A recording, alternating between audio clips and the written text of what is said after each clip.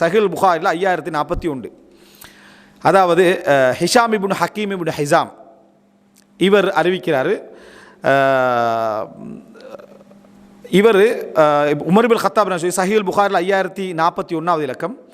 Umar ibn Khattab ரலியல்லாஹு அன்ஹு அவங்க பார்க்குறாங்க, இந்த ஹிஷாம் இப்னு ஹக்கீம் இப்னு ஹிசாம் சூரத்துல் ஃபுர்கானை ஓதுறாரு. ரசூலுல்லாஹ் எனக்கு ஓதி தந்த முறைக்கு மாத்தமாக ஓதுறாரு. உமர்லாம் பள்ளியில் உட்காந்துருக்கிறாங்க, புகாரில் வர செய்தியா. ஹிஷாம் இப்னு ஹக்கீம் இப்னு ஹிசாம் ரசூலுல்லாஹ் எப்படி உமர்லானுக்கு ஓதி கொடுத்தாங்களோ அதுக்கு மாத்தமாக ஓதுறாரு. தொழுகையில் வச்சே நான் பிடிக்கும்னு நினச்சேன். உமர்லாங்க சொல்கிறாங்க, தொழுகையில் வச்சே பிடிக்கும்னு நினச்சிட்டு நான் பேசாமல் இருந்துட்டேன். தொழுது முட்டிச்ச உடனேயே அதாவது சொல்கிறாரு, நான் இதுக்கிட்டால பிடிச்சி கேட்டேன், யார் இப்படி உங்களுக்கு என்ன குர்ஆனை ஓதி சொல்ல தந்தது, யார் உங்களுக்கு? அப்போ இது மக்கால இல்லை, மதீனால தான் ரசூல் ஸல்லல்லாஹு அலைஹி வஸல்லம் என்ன செஞ்சுக்கிறாங்க, இப்படி அந்த பல்வேறு முறைகளை ஜிப்ரீல் அலைஹிஸ்ஸலாத்தை கேட்டிங்கிறது ஒரு ஆதாரம். இல்லை மக்காலேயே பழக்கப்பட்டிருந்தா இப்படி என்ன செஞ்சிருக்காது, வந்திருக்காது. அப்படி கேட்ட உடனேயே அப்போ சொல்கிற ரசூல் ஸல்லல்லாஹு அலைஹி வஸல்லம் தான் எனக்கு என்ன இப்படி ஓதி தந்தாங்க அப்படின்னு சொல்லி. அப்போ சொல்கிறார், இல்லை நீங்கள் அதாவது கதபத்தை பொய் சொல்கிறீங்க அப்படின்றாங்க. இந்த பொய் சொல்கிறீங்கன்ற வார்த்தை வந்து தவறாக பேசுகிறீங்க அப்படின்றதுக்கும் சொல்லுவாங்க. அப்போது இல்லை, அதாவது ரசூல் ஸல்லல்லாஹு அலைஹி வஸல்லம் இந்த சூரத்தை எனக்கு ஓதி தந்திக்கிறாங்க, இப்படி ரசூல் ஸல்லல்லாஹு அலைஹி வஸல்லம் என்ன செய்யலை, ஓதி தரல. அப்போ ரசூலாங்க பாருங்க, முக்கியமாக பல நபித்தோழர்களுக்கு ரசூலாங்க முழு சூரத்துக்களை என்ன செஞ்சுக்கிறாங்க, ஓதி கொடுத்துக்கிறான். நான் இவரை எடுத்துக்கிட்டு ரசூலாங்கிட்ட கொண்டு போனேன். ரசூலாங்கிட்ட கொண்டு, அல்லாஹ்வின் தூதரே, இவர் வந்து அதாவது நீங்கள் ஓதித்தராத முறைமைகளில் குர்ஆன் வரும், இதில் ஹுரூஃப்னு வருது சரியா. நீங்கள் ஓதித்தராத முறைமைகளில் இவர் என்ன செய்கிறார், ஃபுர்கானை ஓதுறார். இப்போ பாருங்கள், முறைகளில் சொல்லலை. இப்போ ஒரு முறை தானே ஓதினார். இப்போ வந்து ஹிஷாம் வந்து ஒரு முறை தான் ஓதினார். ஆனால் முறைலாம் எப்படி சொல்கிறாங்க, முறைகளில் ஓதுகிறாருன்றாங்க. அப்போது நான் சொன்ன மாதிரி ஒவ்வொரு முறை அல்ல, வித்தியாசங்களை தான் என்ன செய்யுது ஹுரூஃப்னு சொல்லப்படுது. இப்போ ஒவ்வொரு முறையாக இருந்தால் 7 முறை அவர் என்ன செஞ்சுக்கணும், அப்போ ஓதிக்கணும், அல்லது 3 முறையாவது ஓதிக்கணும். அவர் ஓதின எத்தனை முறை, ஒரே ஒரு முறை தான். அந்த ஒரே ஒரு முறையில் பல வித்தியாசங்கள் என்ன செய்யுது வருது. அதனால தான் சொல்கிறாரு, நீங்கள் ஓதித்தராத முறைகளில் இவர் என்ன செய்கிறாரு, இதை ஓதுகிறார் அப்படி என்று சொன்ன உடனேயே நீங்கள் ஓதின மாதிரி அது இல்லை. அப்போ ரசூலுல்லாஹ் சொல்கிற ஹிஷாம் ஃபுர்கானை வந்து என்னது, அதாவது ஓதுங்கன்றான். அப்போ ஹிஷாம் அப்படியே ரசூலுல்லாஹ்க்கு முன்கால ஓதுறாரு. அப்போ ரசூலுல்லாஹ் சொன்னாங்க, இப்படி தான் எனக்கு குர்ஆன் என்ன செஞ்சது, இறக்கப்பட்டுச்சு. உமரே இப்போ நீங்கள் ஓதுங்கன்னாங்க. இப்போ உமர்லாம் ஓதினாங்க. ரசூலுல்லாஹ் சொன்னாங்க, இப்படி தான் எனக்கு என்னது குர்ஆன் இறக்கப்பட்டுச்சு.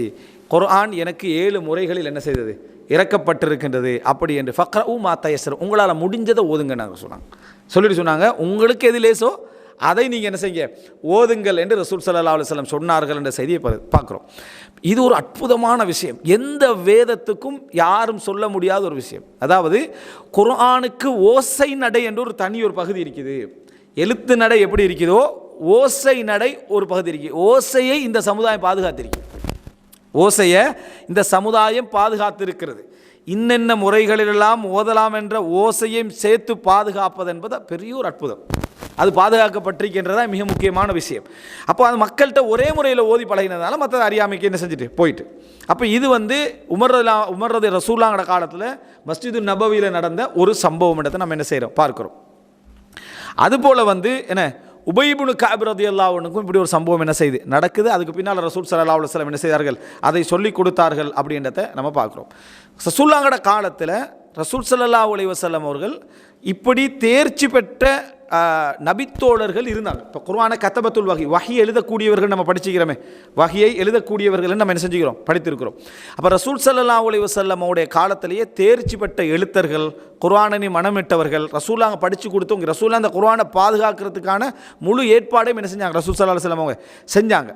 இதில் நீங்கள் பாருங்க என்னென்னா, அந்த காலத்தில் குர்ஆனில் தேர்ச்சி பெற்றவர்களை குர்ஆன்னு அழைச்சாங்க. நம்ம இந்த காரியன்றமே அதனுடைய பன்மை என்ன, குர்ஆன்னு அழைத்தார்கள். அந்த குர்ஆக்களில் 70 பேர் தான் அந்த கொல்லப்பட்டாங்க. ரசூலுல்லாஹ் குனூத் ஓதுறதுக்கு காரணமாக. அதனால தான் ரசூலுல்லாஹ்வோட வேதனை என்ன செஞ்சது, கடுமையாகிச்சு. அவங்க குர்ஆன்னு அழைக்கப்பட்டார்கள். குன்னா நுசம்மிஹிமுல் குர்ஆ, அவர்களை நாங்கள் காரிகள் என்று என்ன செய்தோம், அழைத்தோம். குர்ஆக்கள், குர்ஆன் அதாவது ஓதர்கள் என்று சொல்லி நம்ம என்ன செய்தோம், அழைத்தோம். அவங்க கொல்லப்பட்டதுனால ரசூலுல்லாஹ் என்ன மிகவும் என்ன செஞ்சாங்க, கவலைப்பட்டார்கள். இப்போ இதில் வந்து அவங்க குர்ஆன் அழைக்கப்பட்டாங்க செய்தி புகாரில் 6394 இலக்கத்தில் நீங்கள் என்ன செய்யலாம் பார்க்கலாம். உமர் ரலியல்லாஹுடைய மஜ்லிஸில் குர்ஆக்கள் தான் அதிகமாக இருந்தார்கள். அவர்கள் இளைஞர்களாக இருந்தாலும் சரி, அதாவது நடுத்தரமானவர்களாக இருந்தாலும் சரி, உமர் ரலியல்லாஹுடைய மஜ்லிஸில் அதிகமாக யாரை வச்சிருப்பாங்க, இப்னு அப்பாஸ் ரலியல்லாஹு அன்ஹு. இப்படி குர்ஆனோட உபய் இப்னு கஅப் குர்ஆன் ஓத குர்ஆன் இப்போ நம்ம குர்ஆன் உள்ளவர்களை பக்கத்தில் வச்சுருந்தாங்க, நம்ம என்ன நினைப்போம், நல்லா குர்ஆன் ஓதக்கூடியவங்களே. எல்லா சஹாபாக்களும் அதிகமானவங்க என்ன குர்ஆன் அப்படி இல்லை, குர்ஆன் விளக்கம், குர்ஆன் அறிவு, குர்ஆன் ஓதல் பற்றிய முழு அறிவும் உள்ளவர்களை தான் உமர்லாம் வச்சுருந்தாங்க. புகாரில் 7286வது இலக்கம். இதனால தான் ரசூலாங்கட காலத்தில் மிக பிரபல்யமாக குர்ஆனுடைய இந்த முறைகளெல்லாம் அறிஞ்சவங்க யார் அப்படின்னு சொன்னால் அபூபக்கர் ரதியல்லாஹு அவங்க, அபூபக்கர் ரதியல்லாஹு அவர்கள். அடுத்தது உபை இப்னு கஅப் ரதியல்லாஹு அவர்கள். உபை இப்னு கஅப். அபூபக்கர்லாம் எப்போ மௌத்தாயினாங்க? ஹிஜ்ரி 2ஆம் ஆண்டு என்ன செஞ்சாங்க? அபூபக்கர்லாம் மரணித்தார்கள். அடுத்தது வந்து என்னென்னா அதாவது அஃப்வன் அந்த ஹிஜ்ரி 12ஆம் ஆண்டு என்ன செய்தாங்க? மரணித்தார்கள். அடுத்ததாக உபை இப்னு கஅப் ஹிஜ்ரி அதாவது 20ஆம் ஆண்டு என்ன செய்கிறாங்க? மரணிக்கிறாங்க. அடுத்து அப்துல்லா இப்னு மஸ்ஊத் 32ஆம் ஆண்டு என்ன செய்கிறாங்க? மரணிக்கிறாங்க. ஹிஜ்ரி 32. அபு தர்தா அவர் வந்து 32ஆம் ஆண்டு என்ன செய்கிறார்? அவரும் 32ஆம் ஆண்டு மரணிக்கிறார். உஸ்மான் இப்னு அஃபான் ரதியல்லாஹு அன்ஹு அவர்கள் 35. அலி இப்னு அபி தாலிப் ரதியல்லாஹு அன்ஹு அவர்கள் 40. அபு மூஸா அஷ்அரி ரதியல்லாஹு அன்ஹு அவர்கள் அபு மூஸா அஷ்அரி ரதியல்லாஹு அன்ஹு அவர்கள் வந்து 44 ஹிஜ்ரி 44. ஸைத் இப்னு சாபித் 45. இது நான் சொன்னதுக்கான காரணம் என்ன அப்படின்னு சொன்னால் இந்த அதாவது சப்ஜெக்ட் வந்து இவ்வளவு காரிகளையும் கொஞ்சம் பார்த்துருங்க, கொஞ்சம் பாருங்கள். அதாவது இந்த காரிகளை பொறுத்த வரைக்கும் இந்த 8 முக்கியமான நபித்தோழர்கள் குர்ஆனோடு ஹிஃபுலோடு மிகவும் முக்கியமாக சம்பந்தப்பட்டவர்களாக இந்த பாருங்கள். அபூபக்கர் ரதியல்லாஹு அன்ஹு அவர்கள், உபை இப்னு கஅப், அப்துல்லா இப்னு மஸ்ஊத் ரதியல்லாஹு அன்ஹு, அபு தர்தா, உஸ்மான் இப்னு அஃபான், அலி இப்னு அபி தாலிப், அபு மூஸா அஷ்அரி, ஸைத் இப்னு சாபித். இவங்க மிக முக்கியமானவர்களாக என்ன செய்தார்கள்? இருந்தார்கள். அப்போது இவங்க எல்லாருமே வந்து இந்த குர்ஆனுடைய விஷயத்தில் இந்த அதாவது அபூபக்கர்லாம் இப்போ ஹிஜ்ரி 13. இவங்க எல்லாரும் குர்ஆனை ஹிஃபுல் பண்ணவங்க, குர்ஆனை படித்தவங்க, குர்ஆனுடைய அந்த ஓதல் முறைமைகளை சிறப்பாக என்ன செஞ்சவங்க? அறிந்தவர்கள். அப்போ இவர்கள்ட்ட தான் தாபீன்கள் அதிகமானவர்கள் குர்ஆன் என்ன செஞ்சாங்க? ஓதினாங்க. குர்ஆனை அதிகமாக படித்தார்கள். ஓதல் முறைகளை எல்லாம் என்ன செய்தார்கள்? எடுத்துக்கொண்டார்கள். இப்படி நடந்தது. இப்போது இந்த கிராத்துக்கள் வந்து எப்படி இருந்துச்சு? தனியான ஒரு முஸ்ஹஃப் இருந்துச்சா? எங்களுக்கு இப்போ ஒரு குர்ஆன் கவர்மெண்ட்டால் அடிச்சு தராங்க, இதுதான் குர்ஆன் அப்படின்னு, இப்படி முஸ்ஹஃப் இருந்துச்சா? அவரவர்கள் ரசூலுல்லாஹ்கிட்ட படித்ததை அவங்கவுங்க எழுதி வச்சுருந்தாங்க. அப்போ கவர்மெண்ட்டில் ஒன்று இருந்துச்சு, அதை அபூபக்கர் நாங்கள் தொகுத்து வச்சுருந்தாங்க. அபூபக்கர் எல்லா இடத்துல இருந்தும் கலெக்ட் பண்ணி முழு குர்ஆனையும் தர்த்தீப் பண்ணாத அமைப்பில் என்ன செஞ்சாங்க? அபூபக்கர் அவங்க ஹிலாபத்தில் வச்சுருந்தாங்க. ஆனால் மக்கள்கிட்ட இந்த குர்ஆன் என்ன? அவரவர்கள் தங்களுக்கு எழுதி கொண்ட அல் குர்ஆன் தான் இருந்துச்சு. இந்த குர்ஆனில் அப்துல்லா இப்னு மஸ்ஊத்லாம் ரசூலுல்லாஹ்கிட்ட படித்த முறை இருக்கும். அபு தர்தா ரசூலுல்லாஹ்கிட்ட படித்த முறை என்ன செய்யும்? இருக்கும். ஸைத் இப்னு சாபித் படித்த முறை என்ன செய்யும்? இருக்கும். இப்படி ஒவ்வொருத்தர்கிட்டையும் ஒவ்வொரு முறைகள் என்ன செய்யும்? இருக்கும். அதில் 2 பேரும் பொதுவாக படித்ததிலும் இருக்கும், வித்தியாசமாக படித்ததிலும் என்ன செய்யும்? இருக்கும். ஓதல் முறைகளில் இப்படி தான் இருந்துச்சு. இவர்கள்ட்ட படிக்கக்கூடிய மாணவர்கள் எல்லாரும் திறமையானவங்களாக இருப்பாங்களா? இல்லை. அதை படிச்சுட்டு போனவங்க இருப்பாங்க, திறமையாக படித்தவங்க இருப்பாங்க. இப்படி படிச்சுட்டு போனவங்க அதாவது ஜிஹாதுகளில் கலந்து கொண்டு உயிரிழந்து போனவங்க இருக்கிறாங்க, சுஹதாக்கள் போனவங்க இருக்கிறாங்க. உஸ்மான் எல்லாம் நடந்த ஹுதைஃபத்து பின் யமான் வாராரு. புதுசாக இஸ்லாத்துக்கு வந்தவங்களும் இருப்பாங்க. அவங்க ஒரு ஆள்கிட்ட போய் குர்ஆனை ஓதுவாங்க, குர்ஆனை விட்டு அடுத்தவர்கிட்ட குர்ஆனை பார்ப்பாங்க.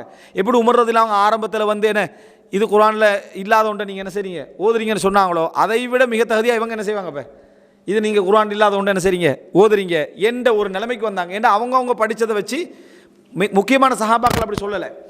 ஆனால் புதுசாக வரவங்க அல்லது கடைக்கோடியில் இருந்தவங்க இவங்க வந்து இந்த குர்ஆனில் இது இல்லை இது இருக்கே என்று சொல்கிற அளவுக்கு வந்துட்டாங்க. இது வந்து நீங்கள் ஓதுறது பிழை இப்படி என்று சொல்கிற அளவுக்கு என்ன செஞ்சிட்டாங்க? வந்து விட்டார்கள்.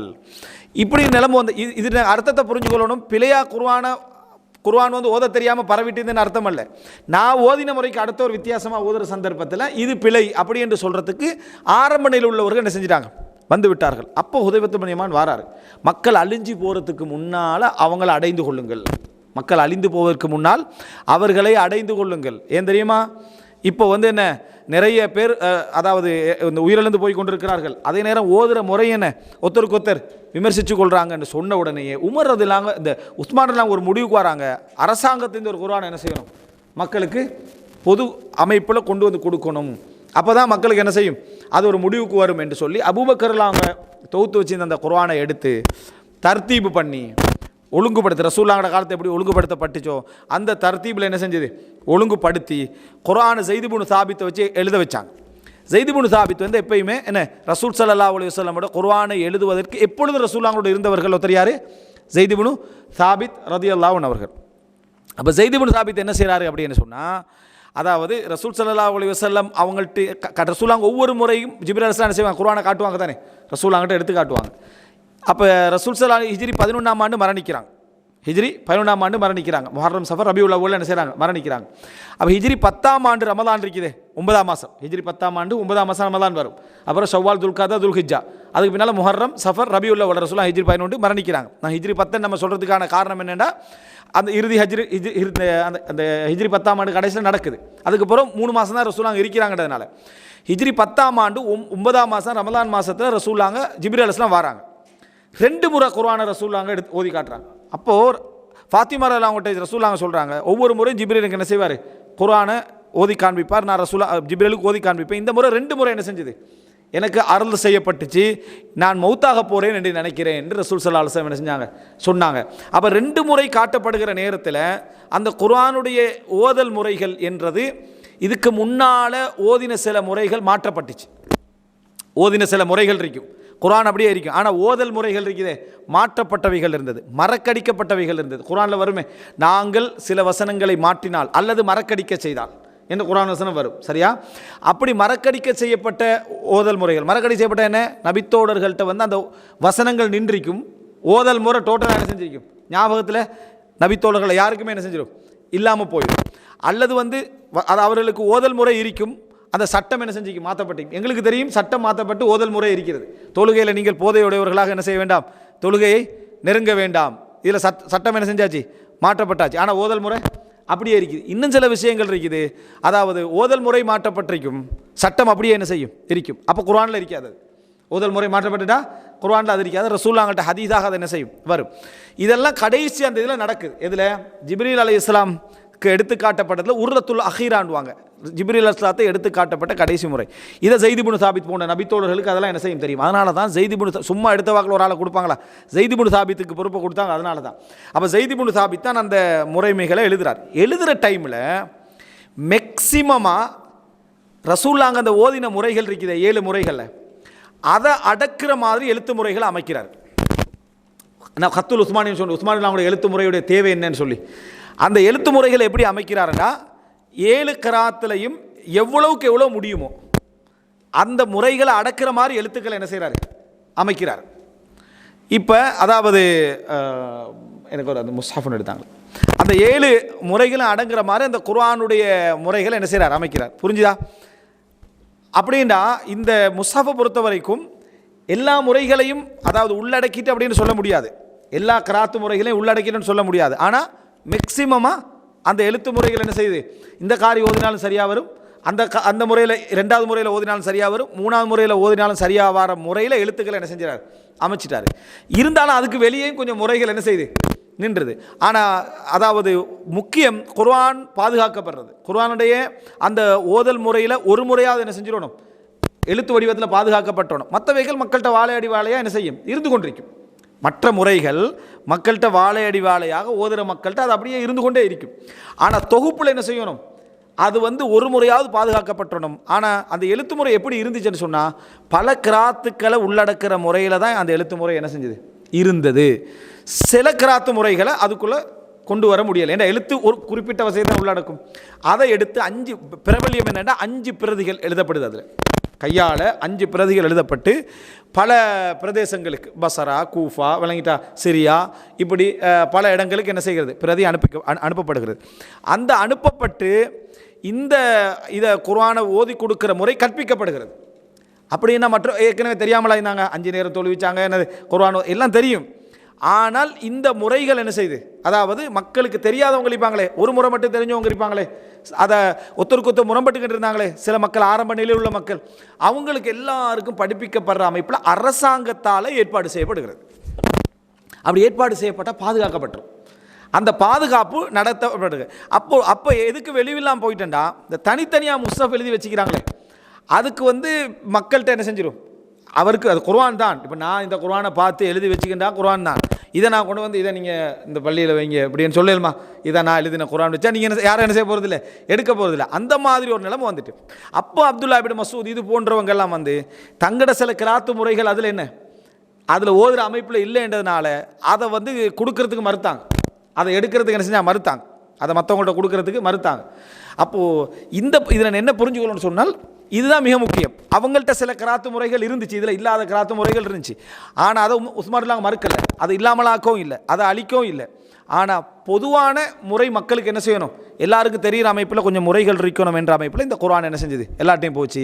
இந்த அடிப்படையில் குர்ஆன் ஓதல் முறை அப்படி என்றது ஒரு முறை என்று எதையும் அடையாளப்படுத்தலை. இது ஒரு முறை, இது ஃபுல்லாக ஒரு முறை, இது ஃபுல்லாக ஒரு முறை, இது ஃபுல்லாக ஒரு முறைன்னு அடையாளப்படுத்தலாது. மொத்தம் இந்த முஸ்ஹஃபை எடுத்துக்கிட்டிங்கன்னா 7 முறை இதுக்குள்ளே இருக்குது, 7 முறையுடைய வடிவங்களும் இருக்குது. ஒரு சில முறைகளுடைய உச்சரிப்புகள் இதில் வெளியே இருக்குது, வெளியே இருக்குன்னா குர்ஆனுக்கு வெளியே. அது எப்படி படிக்கிறது, அது பாதுகாக்கப்பட்டு தனி நூட்களாக குர்ஆனுடைய எழுத்து முறைகள் எப்படி எப்படியெல்லாம் என்ன செய்யணும், அதாவது ஓதணும் என்ற முறைமைகள் பாதுகாக்கப்பட்டிருக்கு. குர்ஆனாக அல்ல, இதில் வந்து இப்படி உச்சரிக்கலாம், இதில் இப்படி உச்சரிக்கலாம், இதில் இப்படி உச்சரிக்கலாம்னு சொல்லி இந்த ஷாத்திபியா தைபத்துன் நஷர் அப்படி என்று சொல்லி எல்லாம் பல அறிஞர்களால் அது தொகுக்கப்பட்டு என்ன செஞ்சுக்கிறது, ஓதல் முறை வாய் வழியாக இவர் இப்படி ஓதினார், இவர் இப்படி ஓதினார், இவர் இப்படி ஓதினார் என்று பாதுகாக்கப்பட்டிருக்குது. சரியா? இப்போ நீங்கள் என்ன புரிஞ்சுக்கொள்ளணும்டா, இந்த ஓதல் முறை உஸ்மான் காலத்தில் தொகுக்கப்பட்ட அந்த முறையில் பெருவாரியான ஓதல் முறைகள் என்னது உள்ளடக்கிற அமைப்பில் என்ன செஞ்சிருக்குது, அதாவது இந்த குர்ஆன் முறை இருக்குது. இதில் அடங்காத ஓதல் முறைகளும் என்ன செய்யுது, உண்டு. இதில் அடங்காத ஓதல் முறைமைகளும் உண்டு.